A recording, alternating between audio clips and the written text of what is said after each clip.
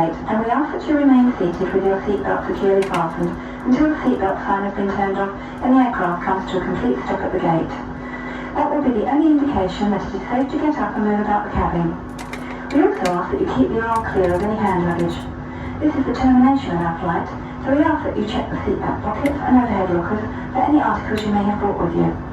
Extra care should be taken when opening overhead lockers, as some items may have shifted during our flight.